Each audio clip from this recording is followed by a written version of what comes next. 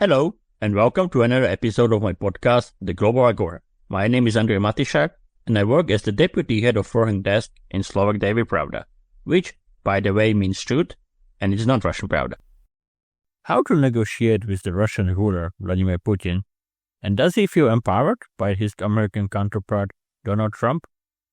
One very big misperception of the world and the US, especially President Trump, about the Russians, is that they are very powerful, and this is very wrong.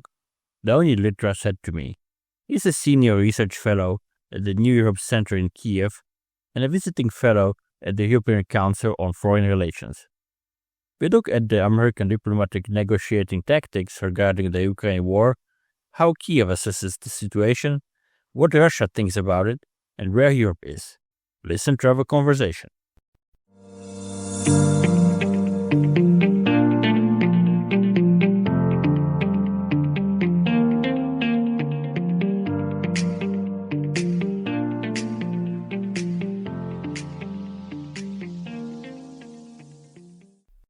If you enjoy what I do, please support me on Ko-fi.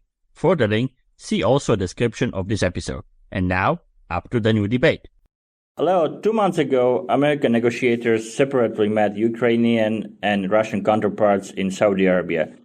Ukraine, unlike Russia, said yes to a 30-day ceasefire already on March 11th. Looking at the state of play after months of negotiations, there were meetings also in February. How would you assess American diplomatic negotiating tactics and approach and achievements, if there are any? I think we have seen better days for American achievements in terms of, diplomatic efforts and in terms of clear results. The problem is that we have seen something which we couldn't imagine earlier when an actor which has a lot of leverage on the aggressor, on Russia, is giving away voluntarily its leverage, hoping that there would be some kind of signs from the Russian side. And when I say this, I mean that the US under Trump administration, they gave Putin everything he wanted before they started the negotiations. That's the problem, They said Ukraine won't be part of NATO. Ukraine won't be able to regain control of the lost territories. They started to discuss things which were difficult to discuss, like, recognizing Crimea as being Russian. So all these things were being given away without even kind of getting something in return. And then when they couldn't get anything, they would pressure Ukraine to make more concessions so that their policy is kind of validated by basically getting some of the results. So I would conclude now that so far the strategy was, I think, a mistake from part of Trump administration, and the results, I don't know if we can talk about any results. Maybe some people say there are no missiles flying to Kiev, but you remember there were missiles flying on Kiev since Ukraine agreed on unconditional ceasefire. And I think that as long as Russia didn't change any of its aims in the war, we hear Putin saying that, they're pretty much on the same page as they started the war. As long as this stays in place, I don't think we can talk about any results so far. How would you assess the Ukrainian reaction to what is happening regarding negotiations? Any success for Kyiv? Well, I think that Ukraine had its hard time into kind of changing the tactics of convincing its partners, basically after the Oval Office incident. I would say that Ukraine regained quite fast its positions, navigated quite well, learned from past mistakes, basically. And I guess that today we can talk about the fact that Ukraine tactics is to show by action that it's not Ukraine's fault that the war is still going on. So they are fighting for the attention of the US. They are fighting for having US involved and having it on Ukrainian side. So all the, I think, steps which were taken by Ukraine in terms of, unconditional ceasefire were not taken because in Ukraine people think, or, the current administration, I guess, thinks that it's possible to achieve anything with Russians at the negotiation. But just because it wants to show Trump, here's what you wanted, we do it, but it doesn't work. So you got to change your policy, So Ukraine wants clearly to show that it's Russia that is not being able to kind of, make steps towards peace. So that's why also they agreed on, for example, the mineral deal and so on? The mineral deal, I don't know what they'll get in terms of the economic kind of output. The mineral deal, because it has to be worked out and it will take not even a year and not even 2 years. But I think it was kind of creating a foundation for having more positive interactions with the US. And for the US, it would be more difficult now to say, we don't care about Ukraine. It's giving more political arguments why we should take care of it. However, the problem is that I think that the Trump administration is very business-oriented, as we see it from his public statements, his visit in the Middle East. And what happens if Russia offers more? What happens with this? This big question. And I think that the Russians have been quite skilled in talking about what the U.S. can get from Russia if the U.S. does what Russia think is the right things to do. So talking about this, from his perspective, can Russian dictator Vladimir Putin be satisfied so far with the negotiations? I think he is.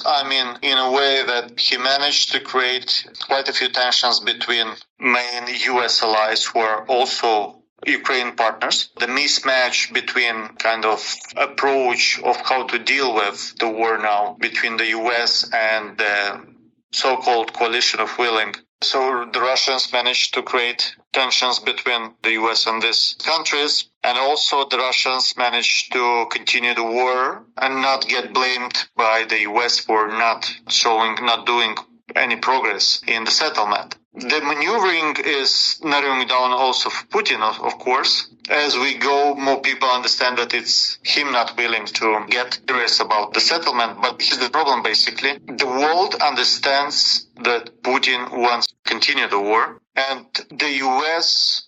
is likely understanding, I hope it does, at the level of the President Trump as well, that Russia thinks that they can get more in Ukraine.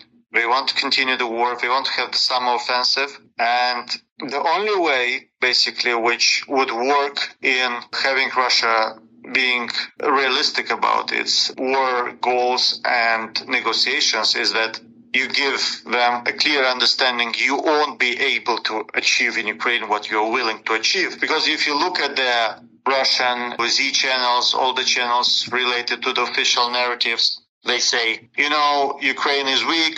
We're going to have another kind of 6 months of the war. We're going to crush them. The front line will collapse and we will get the 4 regions. We will get even more concessions from Ukraine, including on the sovereignty issues, reducing the army of Ukraine, basically making Ukraine vassal state. So as long as Russians think that this is implementable, they won't go for real negotiations. And that's why Trump administration needs to show that this is not what they expect.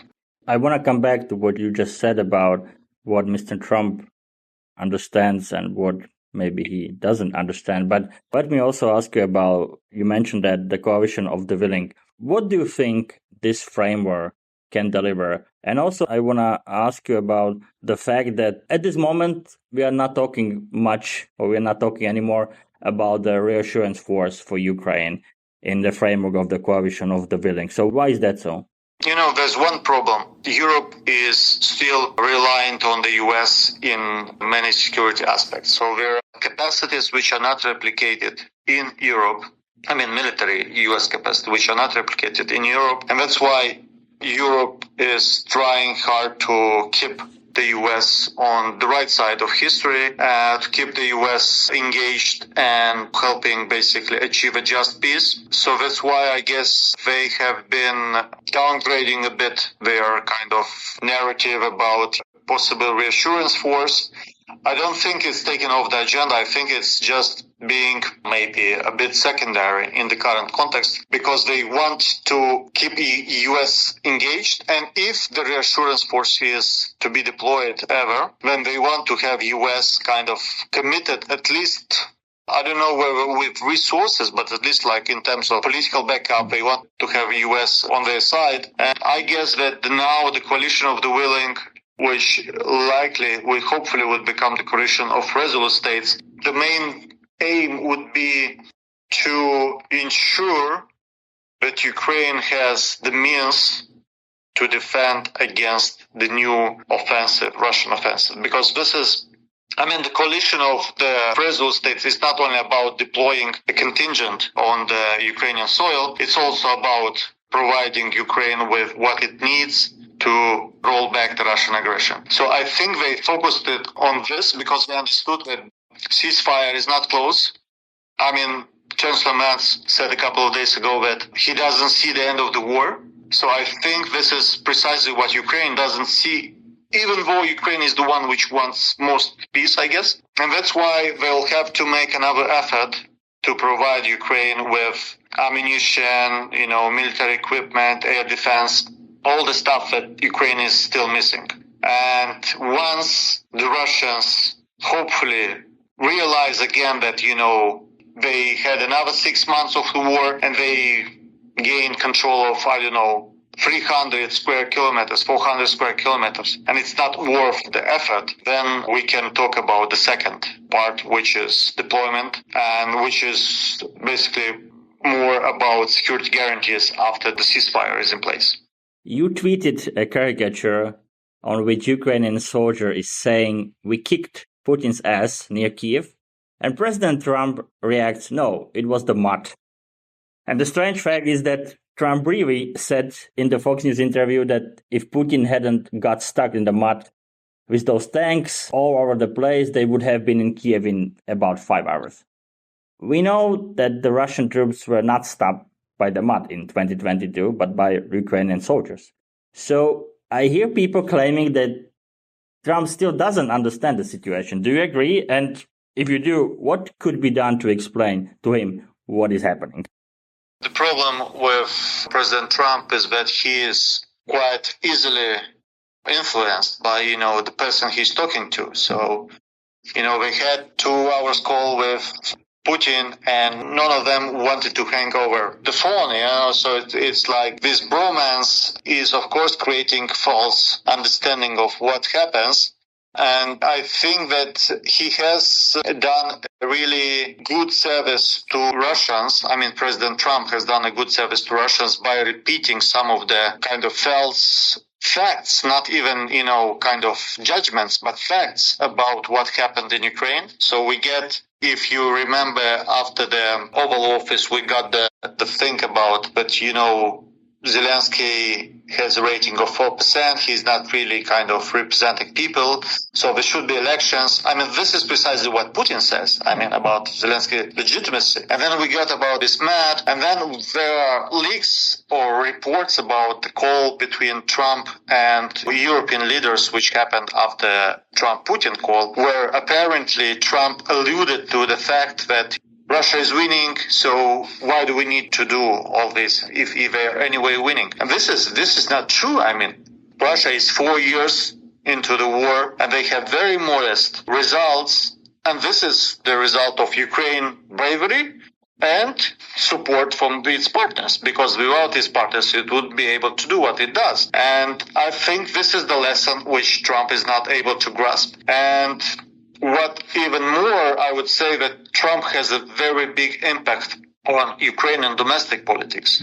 Zelensky stood at 52%, and after the Oval Office, he was at 65, and now he's 74. It's just because, Ukrainians consolidate around Zelensky because they feel it's very unjust treatment for Zelensky and, all this spreading of Russian narratives and so on and so on. And I think that as the war goes on, as President Trump makes all these strange assumptions, the more and more Ukraine understands that it needs the partnerships, the support of the countries, but the only reliable kind of, thing that they have is the army and their own military production. And this is what's, I think, the biggest effort of Ukraine now is to produce as much more military items which Ukraine is using on the front line in order to be less and less reliant on its partners.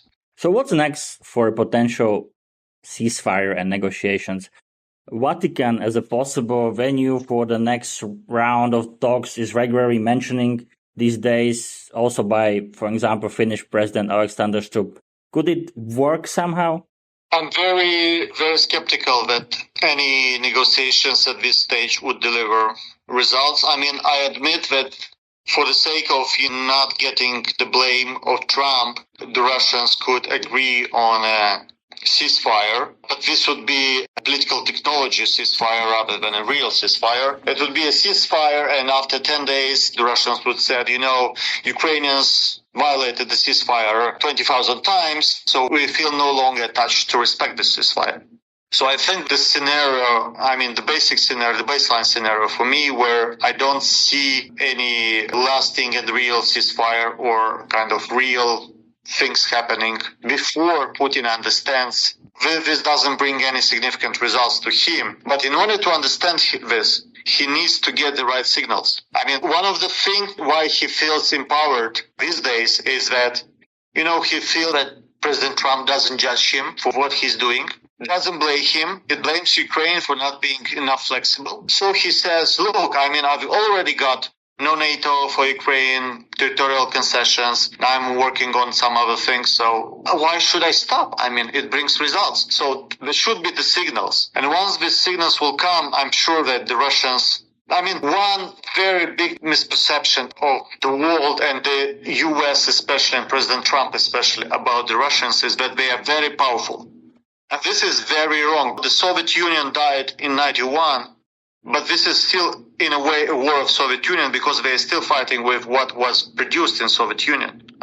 Except drones, but, the equipment, and this is going to end soon. And the ammunition, they get 50% of ammunition from North Korea. They get drones from Iran, ballistic missiles from Iran, ballistic missiles from Korea, a lot of things from China. So why do they consider the Russians so powerful? Without these things, the Russians wouldn't be able to wage even half of what they do these days. So there needs to be the right kind of messages, and I'm pretty much certain that if we do the right things now, the end of the year would create much better conditions for real negotiations. But the most important is that we don't crumble before that, and for that we need diplomatic and real economic support. So to wrap it up and talking about signals, you said that we have to do the right thing. So basically you probably mean, slap more sanctions on Russia and supporting Ukraine militarily and politically. But Russia is sending signals and is threatening Ukraine and Europe with the forever war. How serious is it? You said that Russia is not that powerful, but they are saying this, and it clearly resonates at least with some politicians. I think that we have quite often seen that the expertise of Russia is quite weak in the West. Starting from the start of the war, the beginning of the war, when, what they were offering for Zelensky is how a safe kind of, itinerary to leave the country instead of something else. And nobody believed that Ukraine would resist more than a couple of weeks, couple of days. So I think that there has been an overestimation of Russia, which is kind of deriving from its Soviet past. But Russia used to be the second biggest superpower. If you take what Russians get from their allies, then the Russian would be very vulnerable. And sanctions would help a lot. I think it's not only in terms of, clear kind of cutting the money for the war, but also as a political signal. And I really hope that the initiative of Lindsey Graham would get some kind of continuation and it will be approved if nothing happens. And also we need to repeat all the time, only clear language which Russia understands is the one which our soldiers implementing on the front line when they cancel the Russian attacks, when they roll back the Russian aggression. And for all this, we need weapons. In a way, the problem is that Russians' allies have been more reliable than Ukraine allies in many ways. North Korea gave 50% of what they need in terms of ammunition. That's incredible. And they're still going. North Korea committed with soldiers. Putin wants Europe and everyone to ask him about, is he agreeing with deployment of peacekeeping force to Ukraine or not? But nobody asked the Europeans or Americans when he brought North Korean soldiers there. So why he was not punished for this? Why he was not punished for giving tactical nuclear weapons to Belarus territory? This is a serious change, a threat. And that's what makes him feel good, is that he feels that he is not threatened with anything. He's okay. He can end the war anytime and there will be no consequences for him. That's the problem. Confiscation of the Russian assets would be one first real big step, to show him, look, we have 300 billion now. We can fight another 5 years with 300 billion.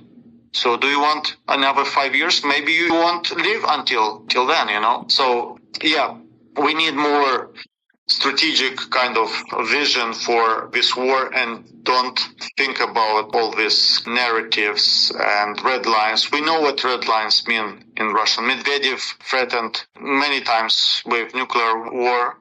We should be serious about it, about the threats. But we need also to see why is that different from the previous times when they threatened with the nuclear war. So basically, when the Russians are threatening us with the forever war, we should say to Russia in very clear terms, okay, guys, you are threatening us with forever war, so we are going to support Ukraine forever. I don't like the formula as long as it takes, because it was quite fake in terms of, as long as it takes what? As long as it takes Ukraine to fail, or as long as it takes Russia to fail, So it is very important. I think that the real message would be that you have no resources for that. You're already using your allies' resources for conducting the war. Your territorial gains since November 2024 have been decreasing every month. So last month, Russia gained something under 100 square kilometers per month. So it's billions of money used for the war just to gain. And it's not only about money, it's tens of thousands of deaths every month just to get less than 100 square kilometers. This is the real arguments. These are the real facts. And then, you say, we have a commitment for Ukraine for the next 3 years to deliver this and that, and then these are the arguments which are convincing. This was another episode of my podcast, The Global Agora. Subscribe, listen on Spotify, Apple Podcasts, and on the other platforms. If you enjoy what I do, please support me on Ko-fi. For the link, see also the description of this episode. Thank you for listening and stay tuned.